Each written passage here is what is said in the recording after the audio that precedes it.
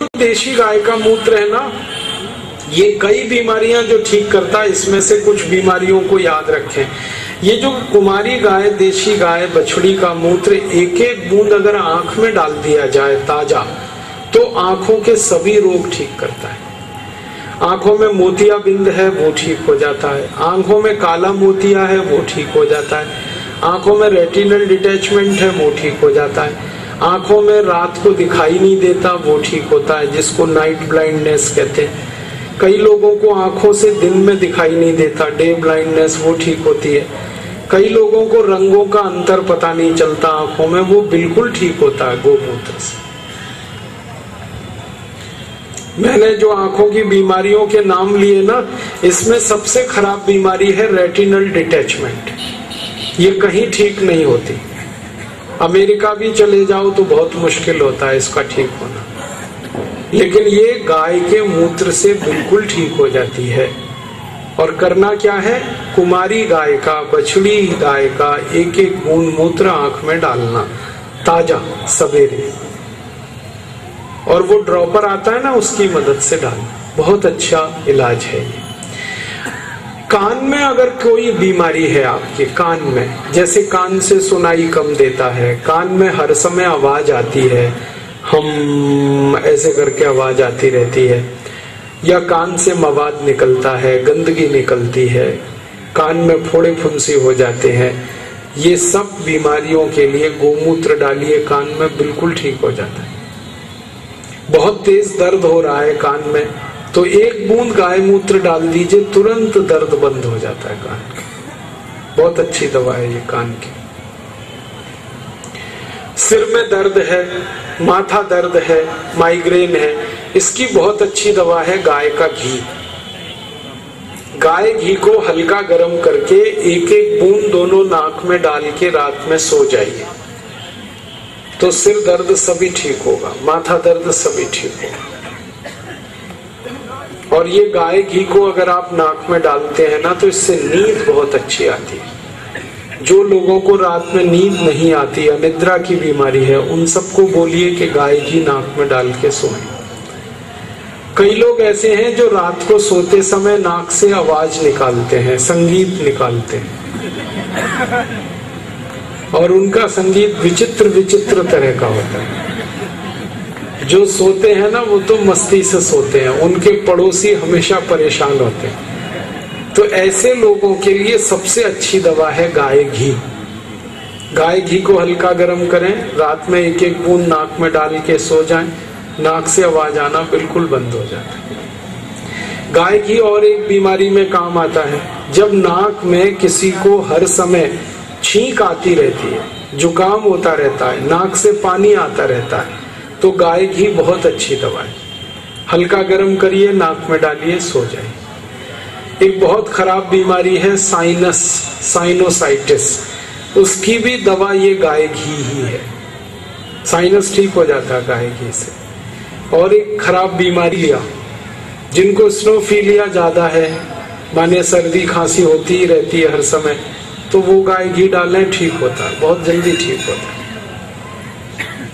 और गाय घी एक बहुत अच्छे काम में आता है जब किसी को ब्रेन स्ट्रोक हो जाए, पैरालिसिस हो जाए, ब्रेन हेमरेज हो जाए, और सिर में, ब्रेन में कहीं खून जमा हो जाए, थक्का, तो गाय घी उसको सबसे जल्दी निकालता है।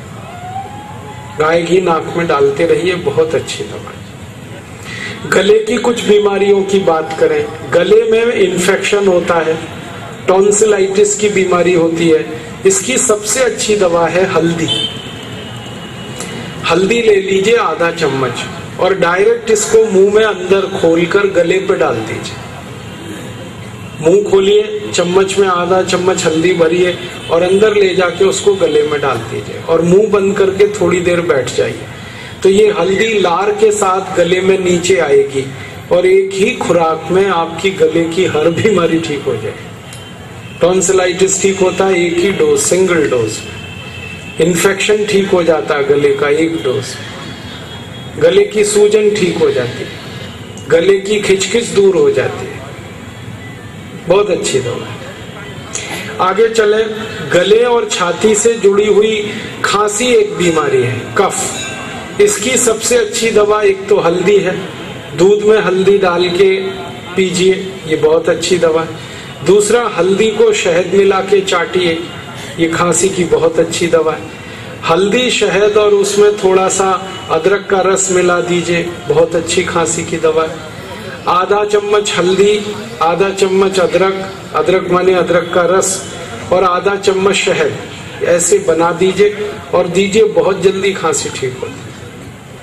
और हमारे घर में कई बार ऐसी हालत होती है कि खांसते खांसते चेहरा लाल हो जाए, ऐसी खांसी में बहुत अच्छी दवा है, आधा चम्मच अदरक का रस लीजिए, आधा चम्मच पान का रस लीजिए, पान जो हम खाते हैं, और आधा चम्मच शहद, ये तीनों को हल्का गर्म करके ले लीजिए, तो खतरनाक खांसी बहुत जल्दी ठीक होती है।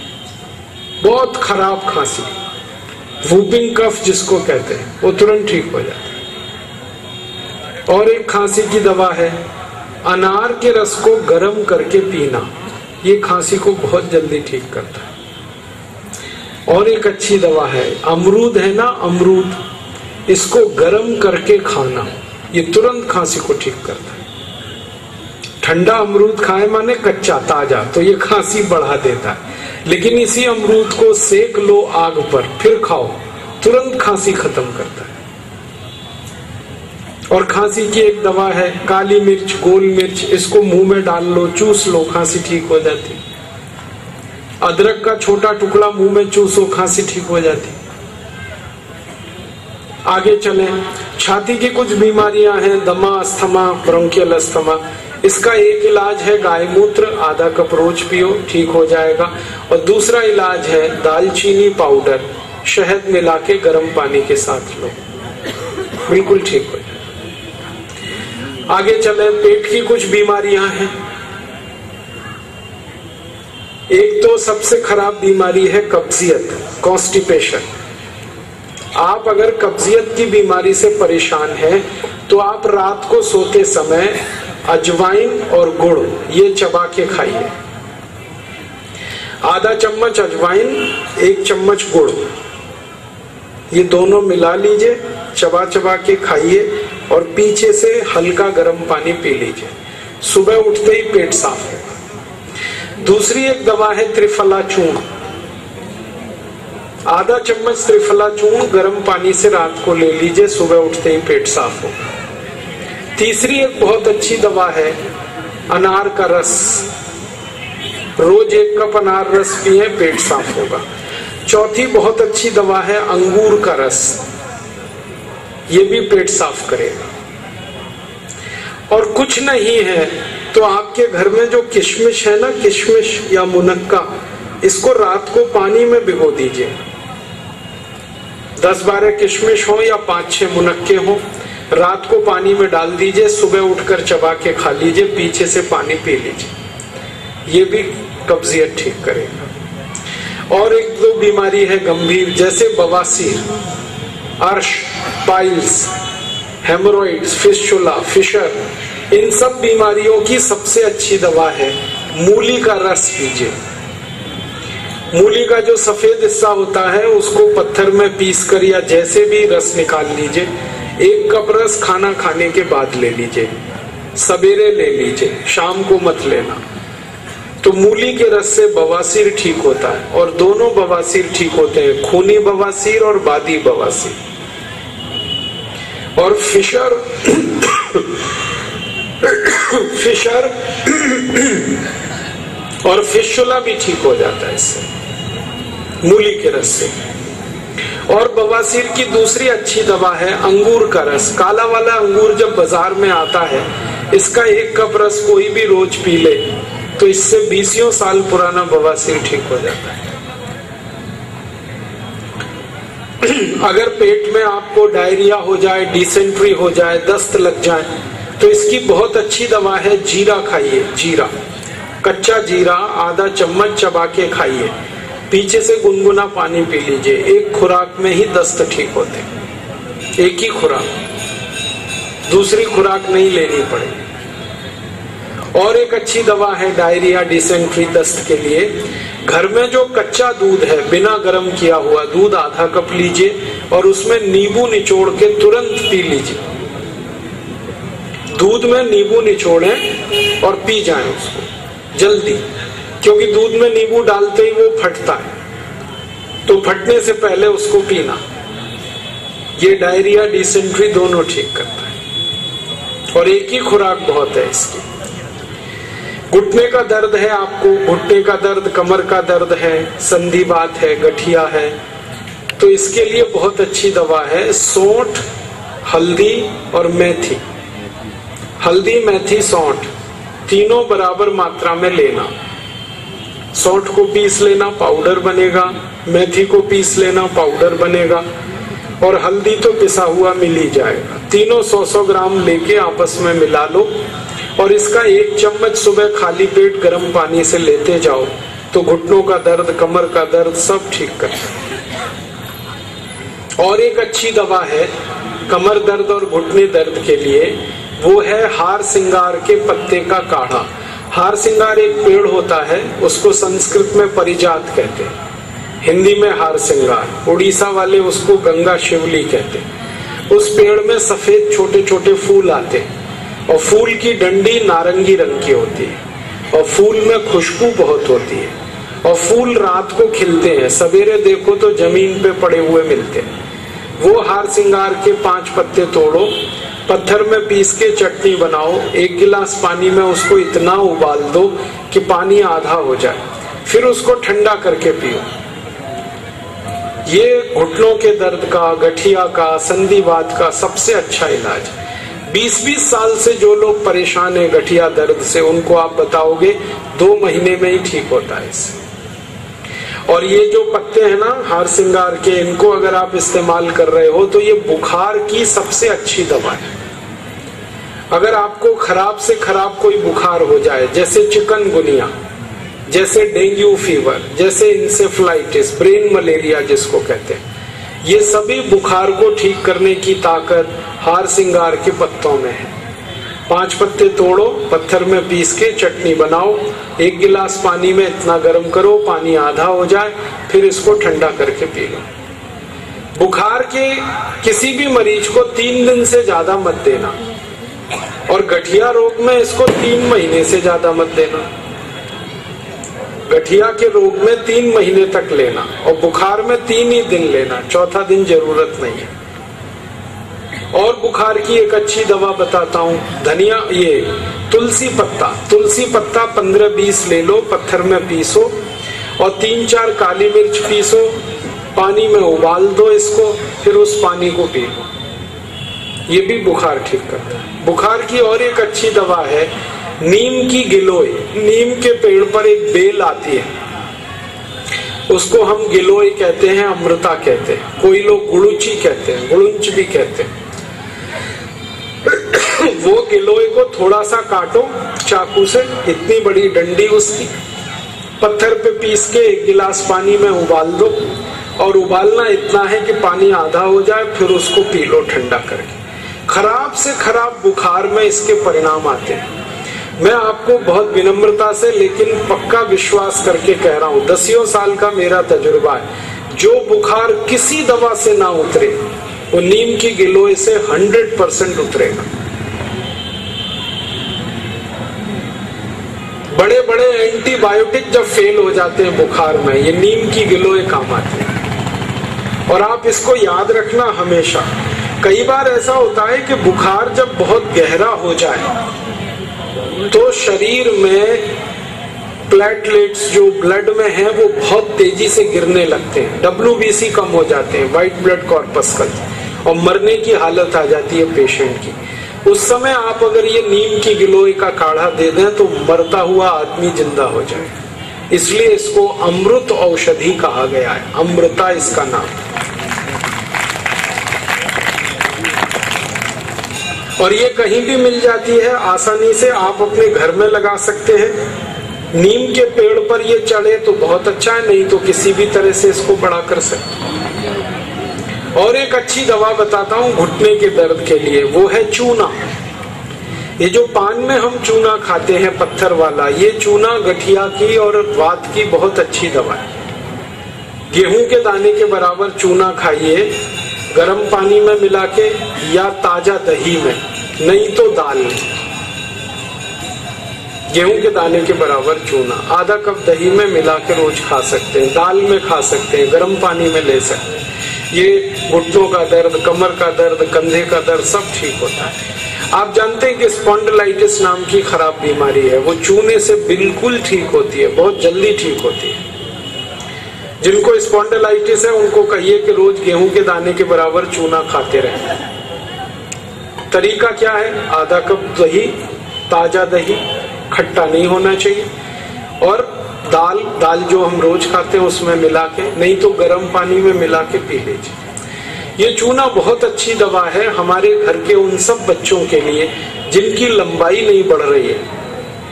अगर ऐसे बच्चे आपके घर में हैं जिनके बारे में आपको लगता है कि लंबाई नहीं बढ़ रही है, इनको नियमित चूना खिला दीजिए, गेहूं के दाने के बराबर, साल भर खिला दीजिए, लंबाई बहुत बढ़ेगी। जो घर में ऐसे बच्चे हैं जिनकी बुद्धि कम है, मतिमंद बच्चे जिनको हम कहते हैं, मेंटली रिटार्डेड, उन सब बच्चों की सबसे अच्छी दवा ये चूना।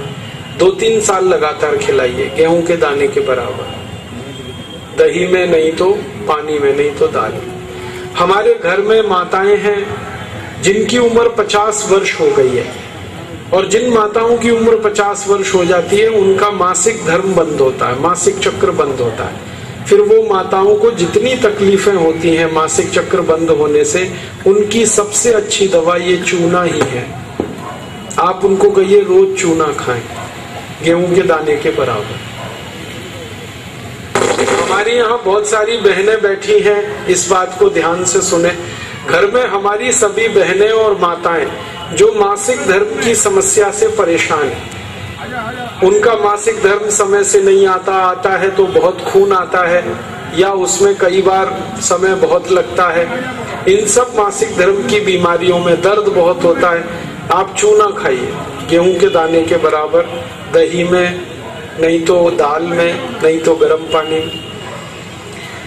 ये जो चूना है ना, ये बहुत अद्भुत दवा है उन सभी मरीजों के लिए जिनको पीलिया होता रहता है, अक्सर जॉन्डिस। जिनको भी जॉन्डिस होता है उनको आप गन्ने के रस में गेहूं के दाने के बराबर चूना मिला के दीजिए। आधा गिलास गन्ने का रस, गेहूं के दाने के बराबर चूना, बहुत जल्दी पीलिया ठीक होगा और बार बार पीलिया होना बंद होगा। ये जो चूना है ना, ये नपुंसकता की बहुत अच्छी दवा है। अगर कोई पुरुष ऐसा है जिसके वीर्य में शुक्राणुओं की संख्या एकदम नील है या बिल्कुल कम है, उनको आप चूना खिलाइए। 2-3 साल चूना दीजिए उनको गन्ने के रस में, वीर्य में शुक्राणुओं की संख्या बढ़ेगी। ऐसी कई माताएं जिनके शरीर में अंडे नहीं बनते, ओव्यूलेशन का उनका गड़बड़ी है, उनको आप चूना खिलाइए, बहुत जल्दी उनकी बीमारी ठीक हो। ये जो चूना है ना, आपके रीढ़ की हड्डी में कहीं कोई तकलीफ आ जाए, जैसे कई बार रीढ़ की हड्डी का जो लंबर रीजन है इसमें गैप आ जाता है, L1, L2, L3, L4 के बीच में गैप आ जाता है, इसको ठीक करने की ताकत चूने में ही है। चूना खाइए।